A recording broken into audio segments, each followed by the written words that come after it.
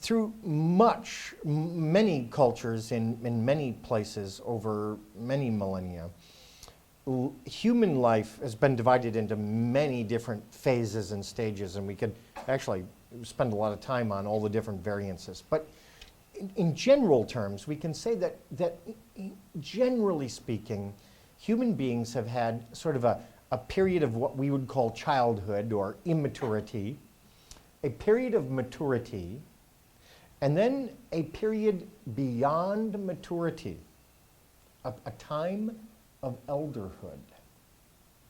And in fact, we could give lots of examples of societies that actually marked, for example, the passage from childhood into adulthood.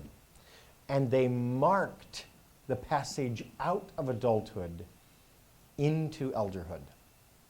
And yet now, today, we live in a time and a place where the boundary into adulthood has been lost to us. We live in the midst of a terrible, malignant enlargement of adulthood.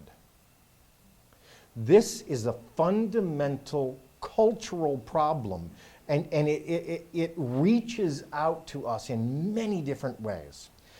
Adulthood in a modern American society is getting bigger and bigger and more powerful, and it is pressing the way a tumor presses. It is pressing against childhood and against elderhood. Let me offer you some kind of proof for that statement. Let us look at childhood. If you compare the experience of a child's summer vacation a generation or two ago and now, what you find is that many adult-type structures and patterns and behaviors are imposed not just during the school year, but year-round. And what is it that's happening?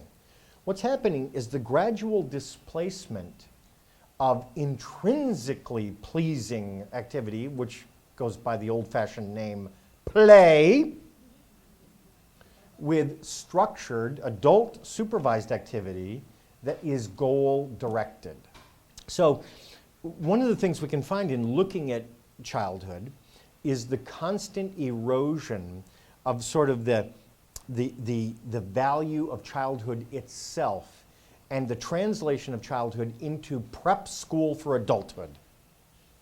And I mean, here we are in New York City, and I mean, it's legendary the lengths that some families feel compelled to go to get a child into the proper preschool, to get them on the launching ramp for a successful adulthood.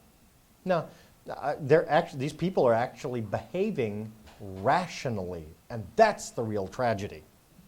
If they were behaving irrationally, I wouldn't have a problem with it. The problem is it makes sense in a society where adulthood lords itself over every other part of life. Let's turn to the other side and talk about elderhood for a minute. And in fact, to tell you the truth, it's almost impossible to talk about elderhood. Why? Because it barely even exists in our society.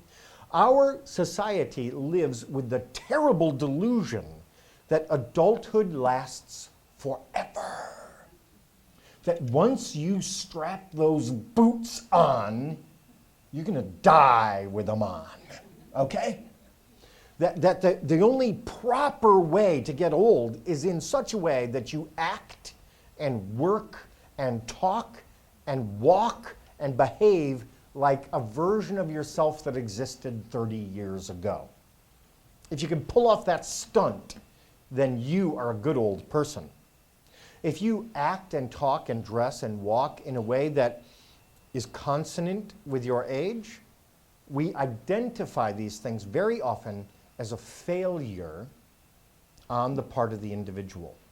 Good old people are old people that are a lot like young people.